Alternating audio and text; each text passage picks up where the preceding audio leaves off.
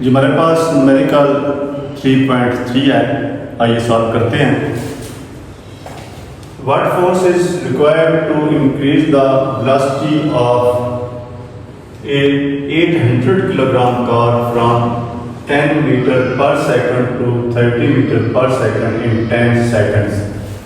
जो कार है उसका मास दिया गया है 800 किलोग्राम और उसकी वेलोसिटी 10 मीटर पर सेकंड से बढ़ा के 30 मीटर पर सेकंड करनी है और ये वेलोसिटी हमें 10 सेकंड्स में बढ़ानी है। तो कितनी फोर्स चाहिए? तो अब फोर्स का पता है कि फोर्स F = ma होता है।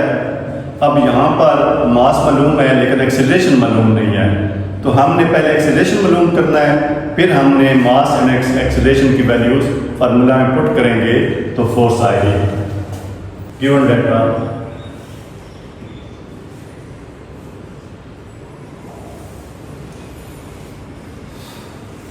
मास m = 800 kilogram, initial velocity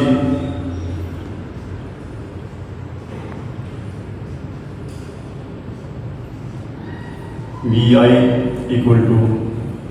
10 metre पर सेकंड, फाइनल वेलोसिटी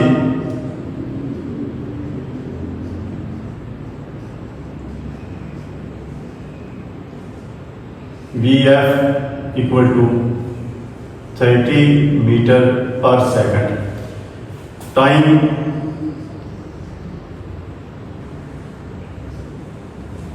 = 10 सेकंड्स। अब फाइंड हमने क्या करना है? To find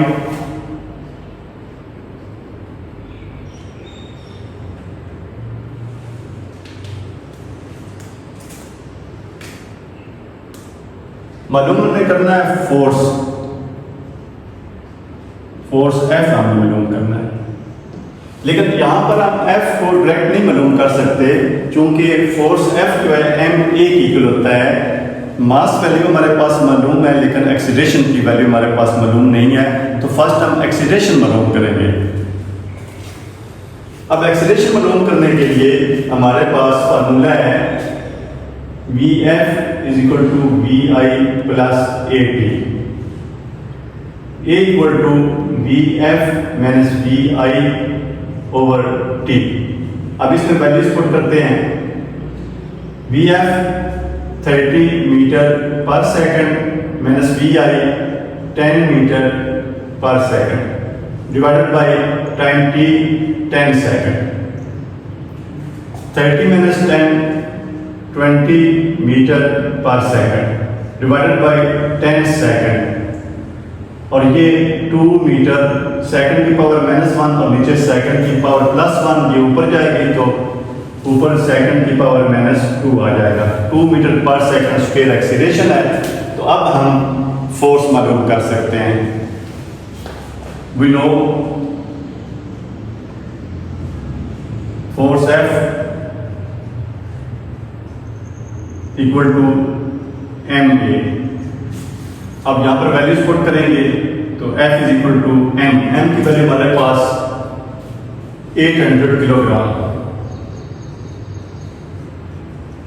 multiply acceleration a की वैल्यू हमने फाइंड की है, ये 2 मीटर पर सेकंड स्क्वायर है। 2 मीटर पर सेकंड स्क्वायर 800 को 2 से मल्टीप्लाई करेंगे तो 1600 आएगा। 1600 किलोग्राम मीटर पर सेकंड स्क्वायर और ये 1600 किलोग्राम मीटर पर सेकंड स्क्वायर जो है उसको हम न्यूटन कहते हैं। तो 1600 न्यूटन फोर्स जो है वो रिक्वायर्ड है वेलोसिटी को इंक्रीज करने के लिए।